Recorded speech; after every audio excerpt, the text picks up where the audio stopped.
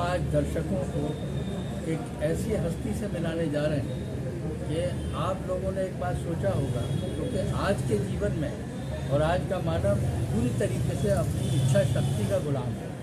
लेकिन ऐसे माहौल में भी कुछ लोग ऐसे हैं जिन्होंने पूरी तरह से अपनी इच्छा शक्ति पर कंट्रोल कर रखा है, और ऐसी एक शख्सियत हमारे सामने है।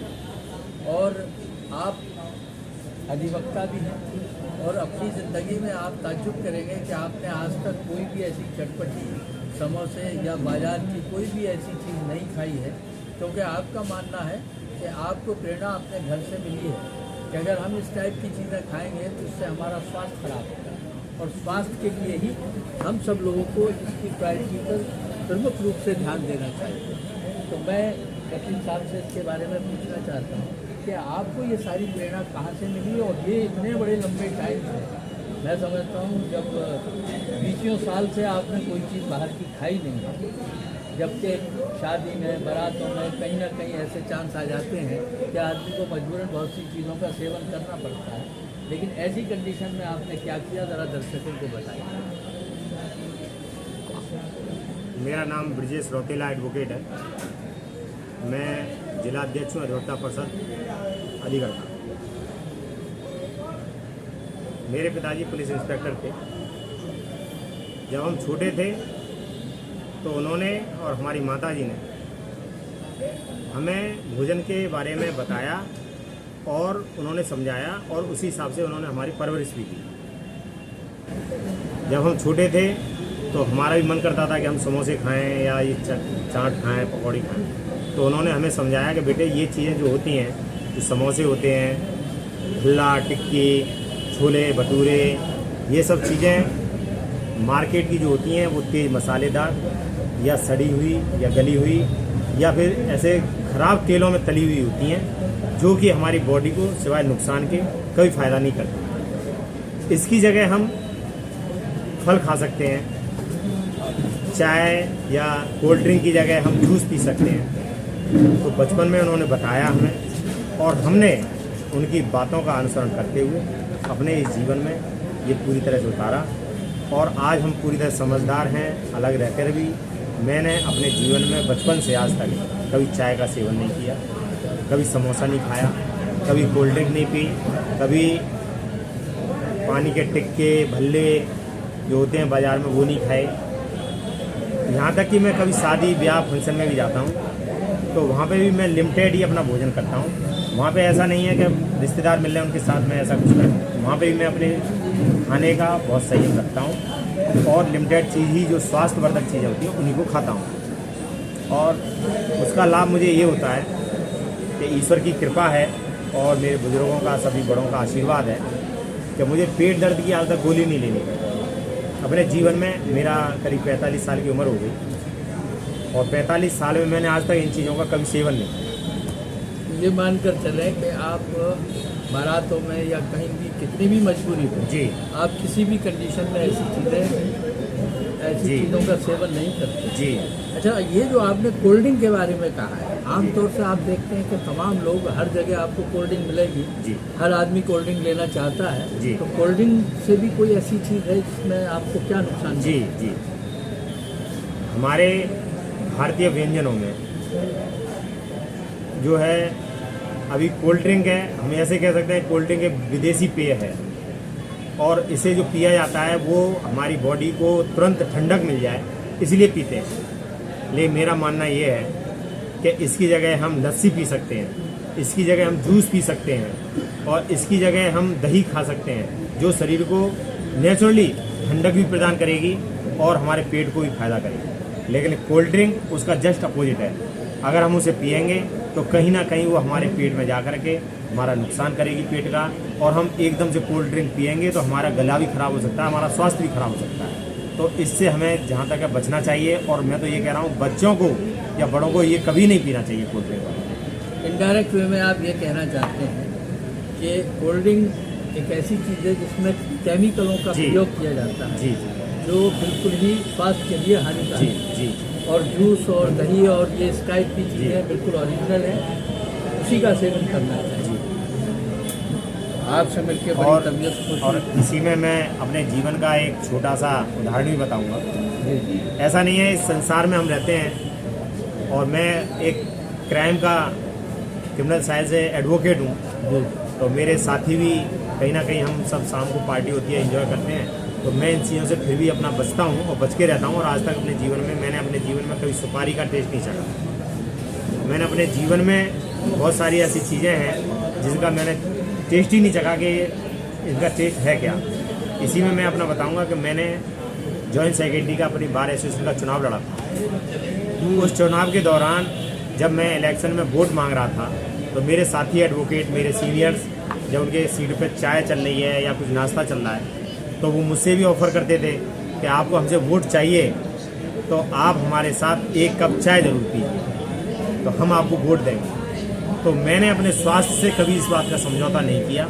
मैंने उनसे सीधा सीधा कहा कि आप भले ही वोट ना दें, मुझे अपना आशीर्वाद दे दें, लेकिन मैं चाय किसी भी कीमत पर नहीं पीऊँगा।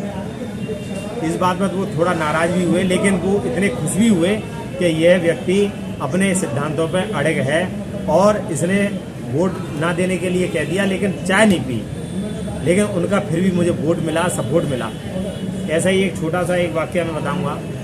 मैं क्लास 8th में पढ़ता था जब मेरी छोटी उम्र थी, और उस वक्त मैं एक अपने दोस्त के घर पर गया और वो दोस्त ने मुझसे कहा कि आपके लिए चाय, और मेरे और भी साथी दोस्त थे, तो मैंने उनके यहाँ पर चाय नहीं पी। तो उस दोस्त ने मुझसे एक ही बात कही कि तू मेरे घर की चाय नहीं पी रहा है, तो मैं आज से तेरी मेरी दोस्ती ख़त्म। तो मैं वहाँ से उठ के चल दिया। और उस दोस्त ने कहा भाई क्या बात है, क्यों चल दिए? क्या भाई, मैंने उसे कहा भाई मुझे ये पता नहीं था कि हमारी तुम्हारी दोस्ती चाय के ऊपर डिपेंड है। तो जो दोस्ती चाय के ऊपर डिपेंड हो, तो ऐसी दोस्ती किसी काम की नहीं। दोस्ती तो एक ऐसा जीवन का हिस्सा है और एक ईश्वर द्वारा ऐसा वरदान है कि दोस्ती तो चाय के ऊपर नहीं होनी चाहिए। तो मैंने चाय के पीछे दोस्ती भी बुरा चल दिया, लेकिन मैंने चाय नहीं पी, तो उससे प्रेरणा मिली और उन्होंने भी चाय छोड़ दी। देखिए, तो मेरे सीट पर मेरे क्लाइंट बहुत सारे लोग आते हैं, तो मैं उनको भी यही प्रेरणा देने का प्रयास करता हूँ कि आप चाय, गुटखा, पान मसाला, धूम्रपान, दारू, ऐसी कोई भी चीज़ ना खाएं पिएं जिससे कि हमारे शरीर को नुकसान पहुँचे। क्योंकि ये जीवन में शरीर हमारे भगवान ने, ईश्वर ने दिया है, तो हमें इसकी रक्षा करनी चाहिए, हमें इसका साफ सफाई रखनी चाहिए, और हमें जो ईश्वर ने, प्रकृति ने जो खाने के लिए अच्छी अच्छी चीज़ें दी हैं, हमें उसी का ही सेवन करना चाहिए, ना कि अपने जीव के स्वाद के लिए इस शरीर का और पेट का नुकसान कर दिया जाए। देखिए वकील साहब, आपने ये बहुत अच्छी बातें कही हैं, और इस प्रकार के जो आचार विचार होते हैं या जिनके जो सिद्धांत हैं, वो अपने जीवन में सात्विक विचारों के आदमी होते हैं। लेकिन यहाँ एक सबसे बड़ी और सरप्राइजिंग बात है, वो ये है कि आपके पिताश्री पुलिस में थे और इंस्पेक्टर थे। पुलिस की एक ऐसी नौकरी है जहाँ पर खान पान, रात का सोना, दिन का उठना, किसी चीज़ का कोई टाइम टेबल नहीं है, लेकिन उसके बावजूद भी उन्होंने अपने सिद्धांतों को कायम रखा। ये बहुत बड़ी बात है, और शायद वही संस्कार आप में हुए जिनका आपने पालन किया, और आज आप बहुत सारे लोगों के लिए प्रेरणा स्रोत हैं। और आप आज जिन लोगों को ये चीज़ बता रहे हैं, अगर वो आपकी इस बात पर अमल करेंगे तो ज़रूर उनको इसका लाभ होगा। तो आज मैं दर्शकों को बताना चाह रहा हूँ कि आज आप जिस शख्सियत से मिले हैं, ऐसे लोग मील का पत्थर साबित होते हैं, और बिल्कुल आप उनको एक तरीके से ये कह सकते हैं कि एक बिल्कुल अकेला इस टाइप का कोई व्यक्तित्व आपको नज़र नहीं आता, क्योंकि इतने बड़े सिद्धांत पर कायम रहना मामूली बात है। तो वकील साहब, बहुत बहुत शुक्रिया, आपने वक्त दिया और आपने पूरे हमारे दर्शकों को इतने अच्छे ढंग से सारी चीज़ें समझाई। इसके लिए मैं आपका आप धारा न्यूज़ को भी, आप प्रेस रिपोर्टरों को बहुत बहुत धन्यवाद।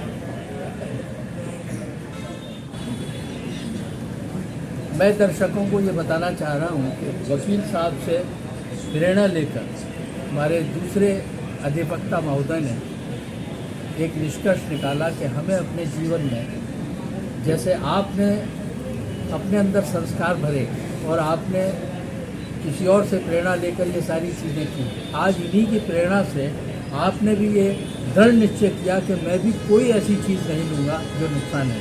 आप अपना नाम बताइए और आपने क्या क्या चीज़ें छोड़ी हैं उसके बारे में बताइए। मेरा नाम ज्ञान सिंह राघव, एडवोकेट, उपाध्यक्ष अधिवक्ता परिषद अलीगढ़ इकाई। हूँ और मेरे अधिवक्ता श्री प्रिंस कुमार रौतेला, अध्यक्ष अलीगढ़ बार एसोसिएशन, अध्यक्ष अधिवक्ता परिषद के हैं। उनके द्वारा प्रेरणा से मुझे ये मिली है, तो उन्होंने जो हानिकारक वस्तु है जैसे कि चाय पीना, समोसे खाना और कोल्ड ड्रिंक आदि पीना, वो सारी चीज़ें मैंने उनकी प्रेरणा से छोड़ दी हैं और आज के बाद में इस्तेमाल नहीं करना। आपको छोड़े हुए कितने दिन हो गए? करीब मुझको मई से छोड़ा है मैंने, मई 2025 से, करीब चौथा महीना चल रहा है। आपको ऐसा महसूस नहीं हुआ कि मुझे बहुत कुछ कोई ऐसा परेशानी हो रही है? नहीं, परेशानी नहीं हुई, मुझे शरीर में ज़्यादा स्फूर्ति पैदा हुई है, मैं और स्वस्थ महसूस करता हूँ और अपने लिए मैं युवा समझता हूँ मैं आज। कुल मिला के वकील साहब को जो प्रेरणा मिली और उसमें वकील साहब ने ऐसी सब चीज़ों को छोड़ दिया। एक अकेले वकील साहब ही नहीं हैं, रौतेला साहब की वजह से बहुत सारे लोगों ने ऐसे काम किए। तो अभी रौतेला साहब कुछ और कहना चाह रहे थे, दो शब्दों में बता दीजिए। मैं अपने साथियों से और इस चैनल को देख रहे सभी अपने युवा साथी, बुजुर्ग और नए बच्चों से यही कहूँगा कि अपने जीवन, ये भगवान ने जो आपको ये जीवन दिया है, इस जीवन को बहुत अच्छे से चलाइए और जो शरीर आपका दिया है ईश्वर ने, इस शरीर का साफ सफाई रखें और कभी भी गलत चीज़ें ना सेवन करें, जिससे कि आप बहुत सारी बीमारियों से दूर हो सकते हो। आपके पास भी नहीं भटकेंगी कोई बीमारियां और आप चुस्त दुरुस्त और जवान रहोगे और सुंदर रहोगे। सबसे बड़ी बात है कि हर इंसान सुंदर दिखना चाहता है और सुंदर ही आप बने रहें, इसके लिए ऐसी चीज़ें छोड़ दें।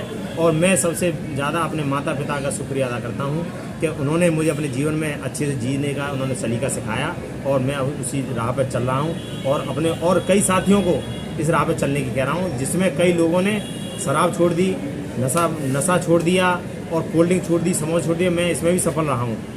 धन्यवाद। इतनी बढ़िया बात वकील साहब ने कही। इसी के साथ मैं बहुत बहुत शुक्रिया अदा करना चाहता हूँ वकील साहब का कि आपने एक इतने अच्छा मैसेज हमारे चैनल को दिया और हमारे चैनल के ज़रिए ये मैसेज हम सब देना चाह रहे हैं सभी लोगों के लिए कि वो हेल्थ कॉन्शियस